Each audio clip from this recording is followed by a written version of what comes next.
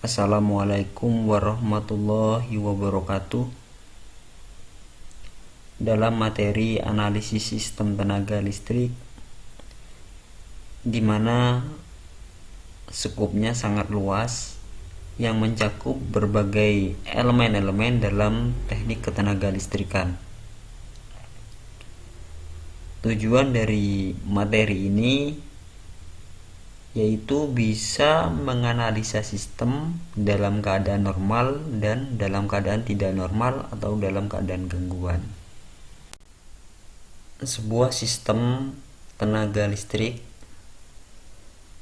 yang nanti menjadi pemfokusan di materi analisis sistem tenaga adalah sebuah sistem yang di dalamnya memiliki 3 komponen utama. Yang pertama itu pembangkitan, kedua sistem transmisi dan distribusi, yang ketiga adalah beban.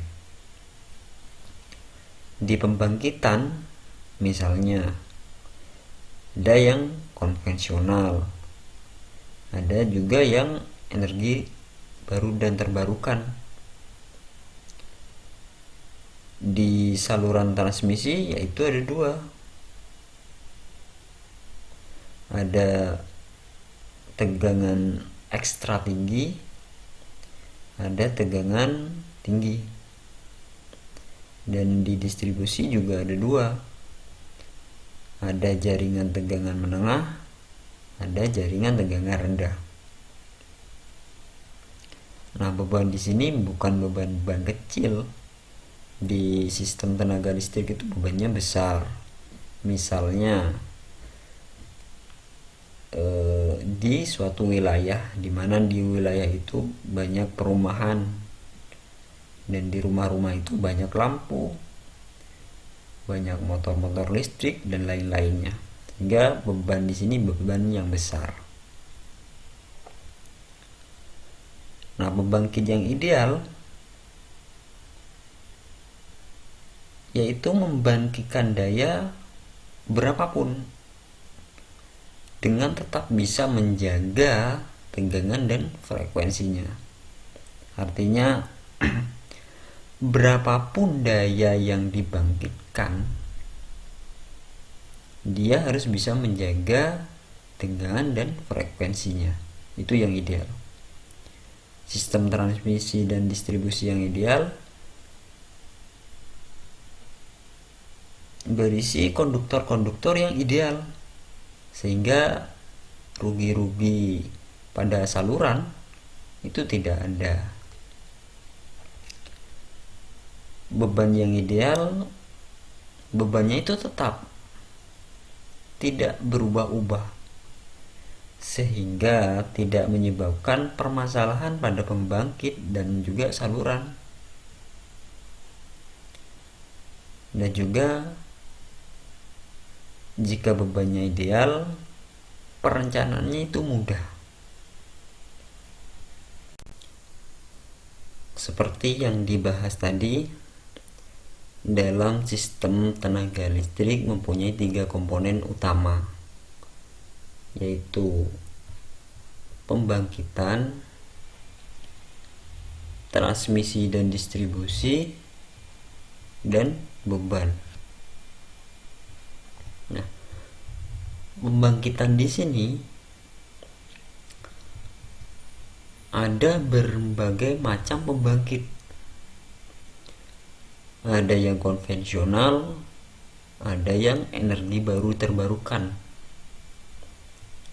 Misalnya yang konvensional, ada PLTU. Yang energi terbarukan ada geothermal, PLTA, dan lain-lain. Dalam pembangkit, dia bisa membangkitkan tegangan yang berbeda-beda tergantung dari pembangkitnya. Ada yang 13,8 kV, ada yang 6 kV, bermacam-macam. dari pembangkit ini disalurkan kepada trafo atau transformer atau gardu induk, sehingga dari gardu induk step up atau dinaikkan tegangannya agar bisa menyalurkan daya yang sangat jauh.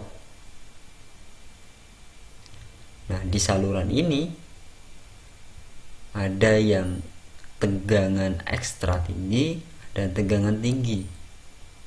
Tegangan ekstra tinggi 500 kV, tegangan tinggi 150 kV.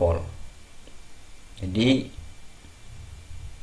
dari gardu induk ini dinaikkan untuk mengantarkan listrik ke jarak yang jauh. Dari 500 atau 150 kV nanti diturunkan kembali di gardu induk, di step down kan. Nah, lalu masuk ke trafo distribusi. Nah, di trafo distribusi tadi sudah dijelaskan ada dua. Ada jaringan tegangan menengah yaitu 20 kV dan jaringan tegangan rendah. Nah, jaringan tegangan rendah itu 220 volt satu fasanya. Nah, dua jaringan tegangan menengah itu masuk ke bisnis, misalnya ke pabrik bisa. Jaringan tegangan rendah itu didistribusikan kepada rumah, penerangan jalan, dan lain-lain.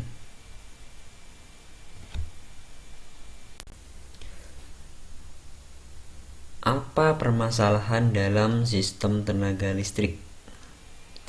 Dan mengapa analisis sistem tenaga listrik itu menjadi mata kuliah? Yang pertama, pada kenyataannya dalam pembangkit tenaga listrik itu tidak ada yang ideal. Pembangkit itu tidak bisa menghasilkan daya berapapun dengan tetap menjaga tegangan dan frekuensinya. Pembangkit itu punya batasan kemampuan daya, sehingga jika sampai pada batasnya, dia tidak bisa mempertahankan tegangan dan frekuensinya. Jadi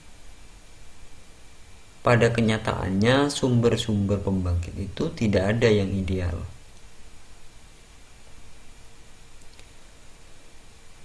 Pada saluran transmisi dan distribusi melibatkan konduktor-konduktor tidak ideal. Dia punya nilai resistansi, nilai induktansi, nilai kapasitansi, sehingga nantinya ada daya hilang pada saluran.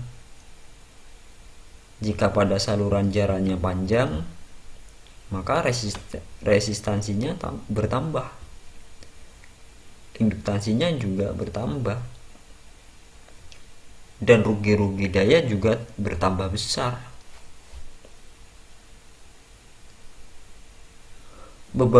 Beban-beban juga tidak ada yang konstan. Misalnya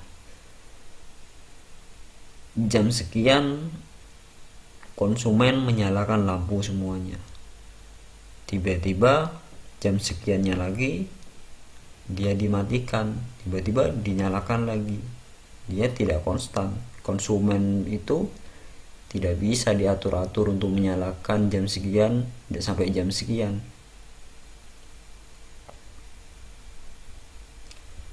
Artinya naik turunnya beban itu tidak menentu.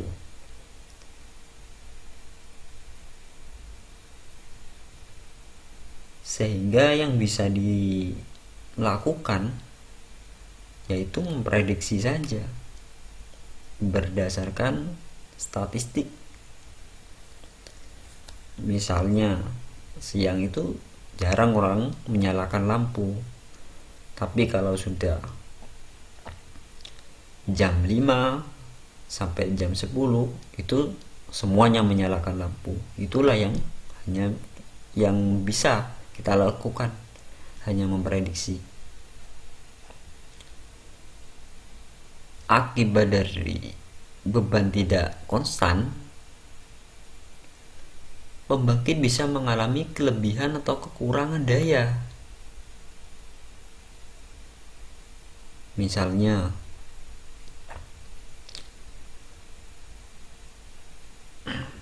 pembangkit jam sekian itu menyala, masih normal, tiba-tiba jam sekiannya lagi beban itu sangat bertambah. Nah, pembangkit ini punya batasan tersendiri,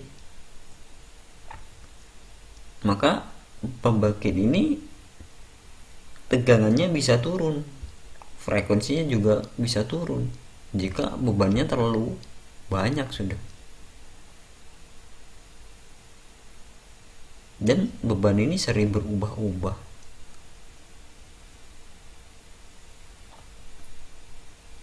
Selanjutnya, kita tidak bisa membuat sistem yang sangat simpel sekali, karena beban itu butuh jaminan ketersediaan listrik.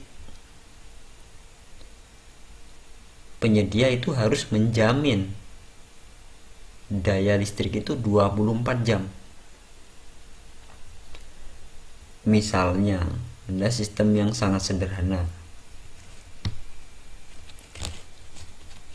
Misalnya ini, ada pembangkit, ada transmisi, ada beban. Nah,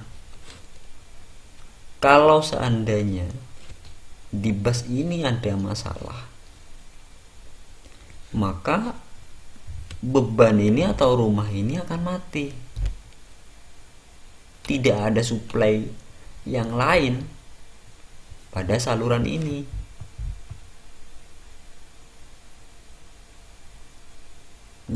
Berbeda lagi kalau dengan yang ini.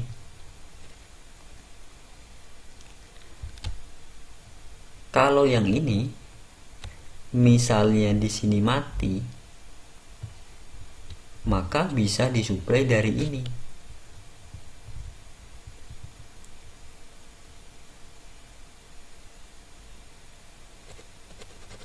Nah, kesederhanaan itu juga membuat masalah yang lain. Kalau bisa membuat sistem yang sangat sederhana tapi handal, itu luar biasa. Tapi pada kenyataannya, sistem yang handal itu tidak sederhana.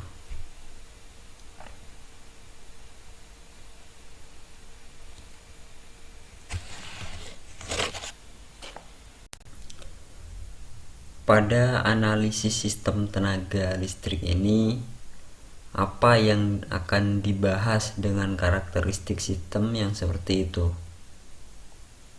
Nah, untuk menganalisis sebuah sistem, kita perlu memodelkan sebuah sistem dengan cara menyederhanakan sebuah sistem agar gampang untuk dipelajari. Selanjutnya, memodelkan dengan karakteristiknya dengan cara memodelkan secara matematis. Apa saja yang perlu dimodelkan? Dari generator, saluran transmisi, beban, transformator, kapasitor. Rangkaiannya juga kita perlu untuk dimodelkan, seperti diagram impedansi, admitansi, memodelkan sistem dengan garis-garis tunggal atau diagram segaris untuk mempermudah dalam kita menganalisis sebuah sistem. disederhanakan. Selanjutnya, analisa dalam keadaan normal. Apa yang dipelajari? Yaitu kita membuat matrik Y-bus dan Z-bus. Setelah itu kita bisa melakukan perhitungan load flow atau power flow. Fungsinya untuk apa perhitungan itu? Misalnya kita bisa mengetahui jatuh tegangan pada saluran. Selanjutnya, analisa dalam keadaan gangguan. Contohnya, gangguan antar fasa, gangguan fasa ke ground, gangguan 3 fasa, dan lain-lain.